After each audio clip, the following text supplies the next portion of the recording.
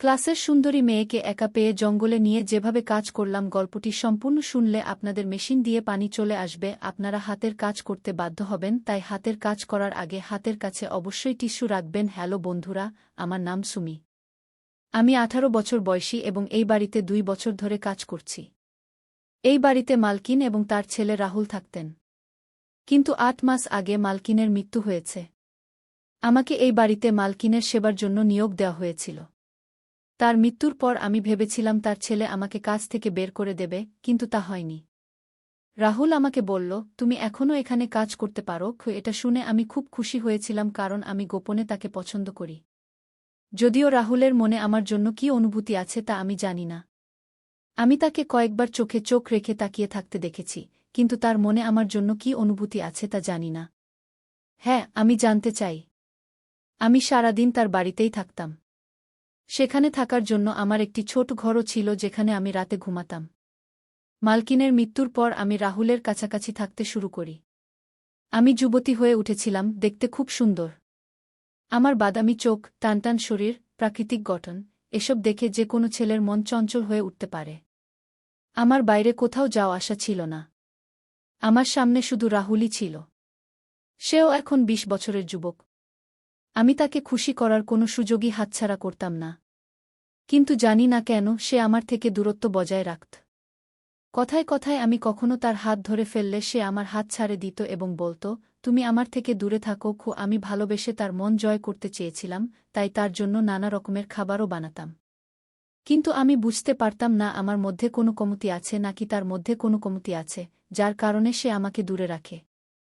সে চোরে চোরে আমাকে দেখে, কিন্তু যখন আমি কাছে যাওয়ার চেষ্টা করি সে আমাকে দূরে সরিয়ে দেয়। কিন্তু খুব শীঘ্রই আমি রাহুলের কাছে যাওয়ার সুযোগ পেয়ে গেলাম। সেই দিন সকাল থেকেই প্রবল বৃষ্টি হচ্ছিল। বৃষ্টির ফোঁটাগুলো আমার মনে আকাঙ্ক্ষা জাগিয়ে তুলছিল। রাহুল সেদিন কাজে বাইরেও যেতে পারেনি এবং সারাদিন বাড়িতেই ছিল। ঘুমানোর সময় হলে আমি বললাম, রাহুল, আজ আমার খুব ভয় লাগছে। আজকের আবহাওয়া যেন কিয়ামত নিয়ে এসেছে। যদি তুমি খারাপ না মনে করো, তাহলে আমি কি তোমার ঘরে ঘুমাতে পারি? এটা শুনে তার চোখ বড় হয়ে গেল এবং মনে মনে কি যেন ভাবতে লাগল। মনে হচ্ছিল সে চায় আমি তার ঘরে ঘুমাই, কিন্তু বলতে পারছে না। তার এই ভাব দেখে আমি বেশ চিন্তিত হয়ে গেলাম যে রাহুল কি আমাকে দূরে রাখে কারণ আমি গরিব ঘরের মেয়ে। আমার বাবা মা মজুরি করে জীবিকা নির্বাহ করেন। আমার মা আমাকে ছোটবেলা থেকেই কাজে লাগিয়ে দিয়েছিলেন কারণ আমাদের স্কুলে পাঠানোর মতো টাকা ছিল না। আমি কোনো উদ্দেশ্য ছাড়াই জীবন কাটাচ্ছিলাম। আমি সবসময় মালকিনের বাড়িতেই থাকতাম, কখনো কখনো বাড়ির লোকদের দেখতে যেতাম। কিন্তু আমি খুব একা ছিলাম। আমার কেউ চাইছিল যে আমাকে ভালোবাসবে।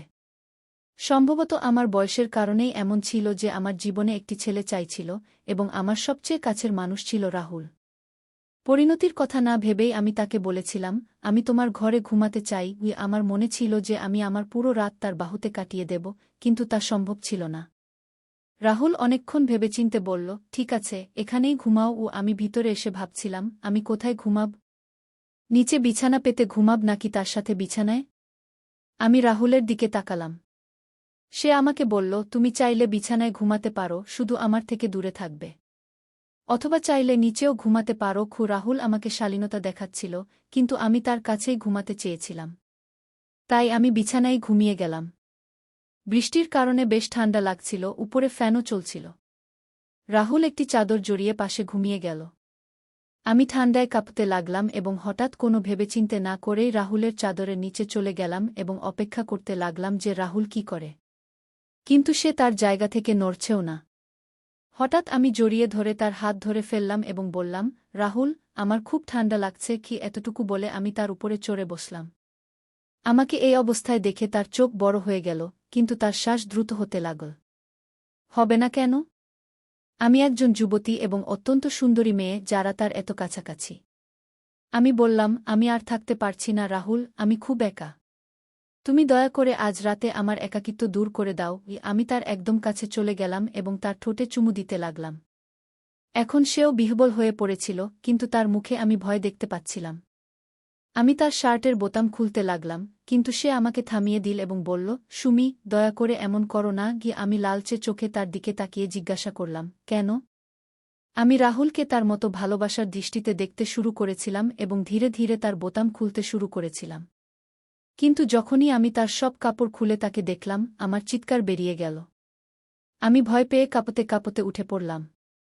আমার কোনো ধারণাই ছিল না যে আমি এমন দৃশ্য দেখব। আমার মুখ একদম লাল হয়ে গেছিল। আমি এক মুহূর্ত সেখানে থাকতে চাইনি। আমার হৃদয় এত দ্রুত স্পন্দিত হচ্ছিল যে মনে হচ্ছিল এটি বেরিয়ে আসবে। আমার শ্বাস দ্রুত হয়ে গিয়েছিল এবং তারপর আমি দৌড়ে তার ঘর থেকে বেরিয়ে গেলাম। মেইন গেট খুলে আমি বাইরে বেরিয়ে গেলাম এবং বৃষ্টিতে ভিজতে ভিজতে দৌড়াতে শুরু করলাম। আমি পাগলের মতো দৌড়াচ্ছিলাম এবং সেই দৃশ্য আমার চোখের সামনে ঘুরছিল যা এইমাত্র আমার সাথে ঘটেছে। বৃষ্টির জলের সাথে আমার চোখেও জল চলে এসেছিল। আমি রাহুলকে খুব পছন্দ করতে শুরু করেছিলাম। দৌড়ে দৌড়ে আমি আমার বাড়িতে পৌঁছে গেলাম। যখন আমার মা দরজা খুললেন, তখন আমাকে সামনে দাঁড়িয়ে থাকতে দেখে তিনি একদম বিচলিত হয়ে পড়লেন। তখনই আমার বাবা এসে বললেন, "কি হয়েছে বেটা, এত রাতে এভাবে দৌড়ে কেন আসছ? সব ঠিক তো?" আমার বাবা আমার মাকে ডান্ডাতে শুরু করলেন যে, "তুমি কতবার বলেছি যে এই যুবকের সাথে বাড়িতে কাজ করিও না, কিছু উঁচুনিচু হয়ে যাবে। কিন্তু তুমি আমার একটি কথাও শোনোনি এবং আজ দেখো কিভাবে সে দৌড়ে বাড়ি এসেছে কি।" তখন আমি লক্ষ্য করলাম যে আমার শার্টের বোতামও ঠিকমতো লাগানো ছিল না। আমার চুলও একদম ছড়ানো ছিল। কেউ দেখলে এটাই ভাববে যে আমার সাথে কিছু খারাপ হয়েছে। আমার মা আমাকে ঘরের ভেতরে নিয়ে গেলেন এবং জোরে জোরে কাঁদতে শুরু করলেন। তিনি বললেন, "এটা কি হয়ে গেল?" আমি তাদের কিছু বলতেও পারছিলাম না। কিছু সময় পরে নিজেকে সামলে নিয়ে আমি বললাম, "আজ রাতে আমার সাথে যা ঘটেছে, যখন আমি ১৬ বছর বয়সী ছিলাম, তখন থেকেই আমার মা আমাকে এই বাড়িতে কাজে লাগিয়েছিলেন, কারণ বাড়ির মালকিন খুব অসুস্থ ছিলেন। তখন রাহুল প্রায় ১৮ বছর বয়সী ছিল। আমি ধীরে ধীরে যুবতী হয়ে উঠছিলাম। মালকিনের ছেলেকে দেখে আমার মন চঞ্চল হতো, কিন্তু সে কখনো আমার দিকে তাকাত না এবং সর্বদা তার কাজে মগ্ন থাকত। কাজ করতে করতে আমি জানতে পারলাম যে বাড়িতে একটি বেসমেন্ট আছে। রাহুল তার কাজ শেষ করে বাড়ি আসত এবং তারপর বেসমেন্টে চলে যেত। সে ঘণ্টার পর ঘণ্টা সেখানে বসে থাকত। বেসমেন্ট থেকে অদ্ভুত শব্দ আসত এবং কিছু ধোঁয়া লাগত। প্রথমে আমি ভাবতাম যে রাহুল নিচে বসে নেশা করে, কিন্তু যখন সে আমার কাছে আসত, তখন তাকে দেখে মনে হতো না যে সে কোনো নেশা করেছে। সে একদম স্বাভাবিক লাগত, কিন্তু খুবই বিচলিত মনে হতো। আমি সবসময় তার উপর নজর রাখতাম, কারণ সে আমার পছন্দ ছিল। একদিন মালকিন ঘুমিয়ে পড়েছিলেন এবং রাহুল বেসমেন্টে ছিল। সেই সুযোগে আমিও বেসমেন্টের ভিতরে চলে গিয়েছিলাম। আমি সেখানে দাঁড়িয়ে দেখলাম রাহুল শার্ট ছাড়া ঘরে কি করছে। তার পিঠ আমার দিকে ছিল। আমি তার শরীর দেখছিলাম। হঠাৎ আমি তার কাছে চলে গেলাম এবং তার পিঠে হাত রাখলাম।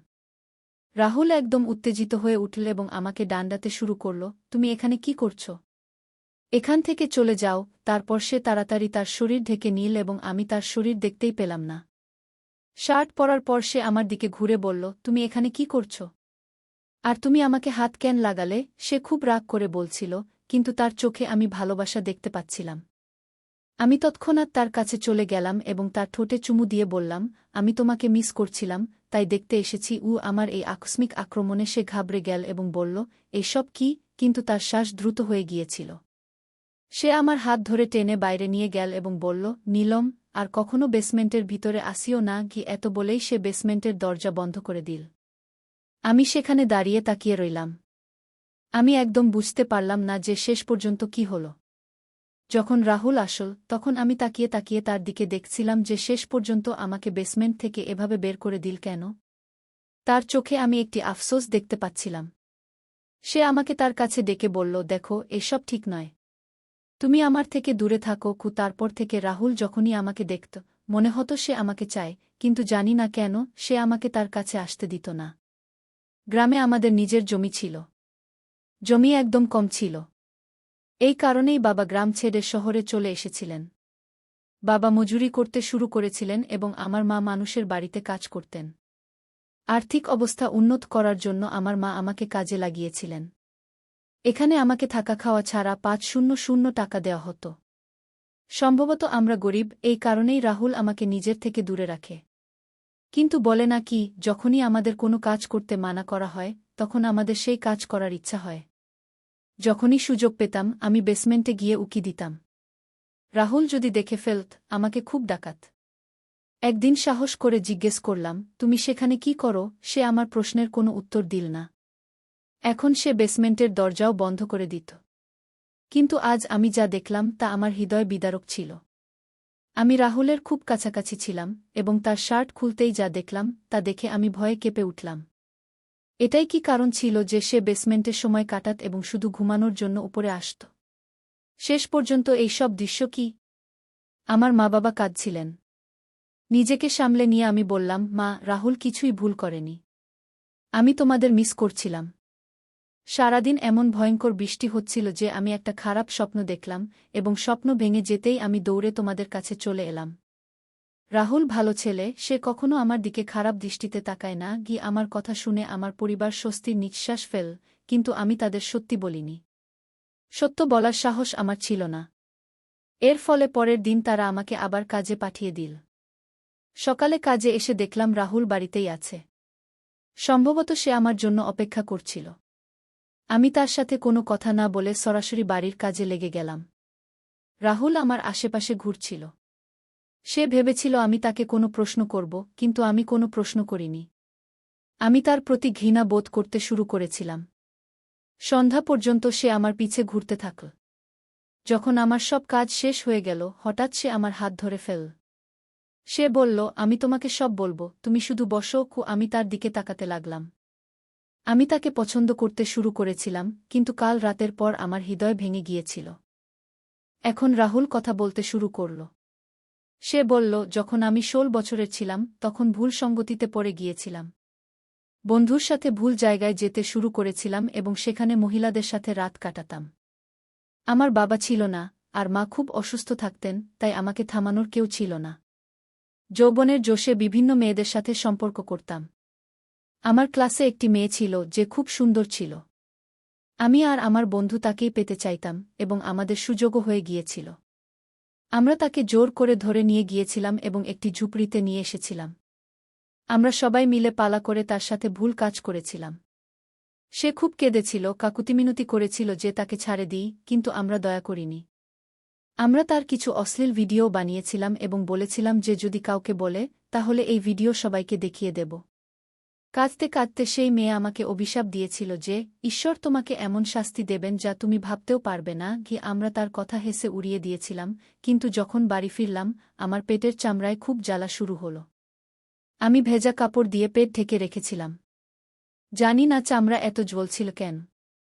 আমি সেই জ্বালায় ছটফট করছিলাম এবং কয়েক ঘন্টার মধ্যে আমার পেটে বড় বড় দানা বেরিয়ে এল। আমি ডাক্তারের কাছে গিয়েছিলাম, কিন্তু দানা খুব বড় হয়ে গিয়েছিল। ডাক্তার ওষুধ দিয়েছিলেন, কিন্তু তা কাজ করছিল না। দানা ফুলতে থাকল এবং আমার পেট এত নোংরা হয়ে গেল যে এখন আমি কোনো মেয়ের কাছেও যাওয়ার যোগ্য ছিলাম না। আমার অবস্থা এত খারাপ হয়ে গিয়েছিল যে কোনো মেয়ে দেখলে ভয় পালাত, এবং তার ব্যথা আমার আলাদা ছিল। যখন তুমি এখানে কাজ করতে এলি, আমি মনে মনে তোমাকে চাইতে শুরু করেছিলাম, কিন্তু জানতাম যে একদিন না একদিন তুমি আমার শার্ট খুলবে, আর সেই দানা দেখে তুমিও ভয় পালাবে, যেমন অন্য মেয়েরা করত। আর কাল রাতেই তা হল। আমি এর টোটকা করছি যে এটি ঠিক হয়ে যায়, কারণ ডাক্তারের চিকিৎসা করতে পারেননি। আর এই কারণে আমি বেসমেন্টে যেতাম। আমি একজন তান্ত্রিকের কাছে এর চিকিৎসা করাচ্ছি এবং এখন ধীরে ধীরে কিছুটা ঠিকও হচ্ছে। তান্ত্রিক বাবা বলেছেন যে এগুলো সম্পূর্ণ ঠিক হতে আরও 6 মাস লাগবে। তার এইসব কথা শুনে আমি একদম হতবাক হয়ে গিয়েছিলাম। আমি রাহুলকে ভালো ছেলে ভাবতাম, কিন্তু সে তার জীবনে এত ভুল কাজ করেছে। রাহুল বলল, আমি আজও সেই মেয়েটির খোঁজ করছি যে আমাকে অভিশাপ দিয়েছিল। আমি তার পায়ে পড়ে ক্ষমা চাইতে চাই। আমি জানি সে আমাকে কখনো ক্ষমা করবে না, কিন্তু অন্তত আমার হৃদয়ের বোঝা কিছুটা হালকা হবে। আমি তাকে অনেক খুঁজেছি, কিন্তু সম্ভবত সে মেয়ে শহর ছেড়ে চলে গেছে। প্রায় 6 মাস পর ধীরে ধীরে রাহুল এই চিকিৎসায় সম্পূর্ণ সুস্থ হয়ে গেল। আমি এতে রাহুলের অনেক সাহায্য করেছিলাম, এবং তারপর রাহুল আমার হাত ধরে বলল, আমি আমার জীবনে যে সব ভুল করেছি তা শুধরে নিতে চাই। আমি তোমাকে বিয়ে করতে চাই যাতে তোমার জীবনও সুন্দর হয় এবং আমিও তোমার সাথে সুখে শান্তিতে জীবন কাটাতে পারি। সে আমার বাবা মায়ের কাছে আমার হাত চেয়ে নিয়েছিল এবং তারাও খুশি মনে আমাকে তার হাতে তুলে দিতে রাজি হয়ে গিয়েছিল। রাহুল সম্পূর্ণ সুস্থ হয়ে উঠেছিল এবং সে তার শিক্ষা নিয়েছিল যে মেয়েদের সম্মান করা উচিত, তাদের সাথে জোরজবরদস্তি করা উচিত নয়। আমরা একটি শব্দ সমাজে বাস করি এবং আমাদের একসাথে মিলেমিশে থাকা উচিত। আমাদের বিয়ের পর আমরা দুজনে মিলে সেই মেয়েটিকে খুঁজে বের করলাম এবং তার সাথে দেখা করে আমরা ক্ষমা চাইলাম। রাহুল তার কাছে ক্ষমা চাওয়ার পর তার মন কিছুটা হালকা হয়ে গেল। বন্ধুরা, আমাদের এই গল্পটি কেমন লাগলো অবশ্যই আপনারা কমেন্ট করে জানাবেন। যদি ভালো লেগে থাকে তাহলে অবশ্যই পরবর্তী গল্পের জন্য আমাদের চ্যানেলটি সাবস্ক্রাইব করে আমাদের সাথেই থাকবেন। ধন্যবাদ আপনাদের সবাইকে।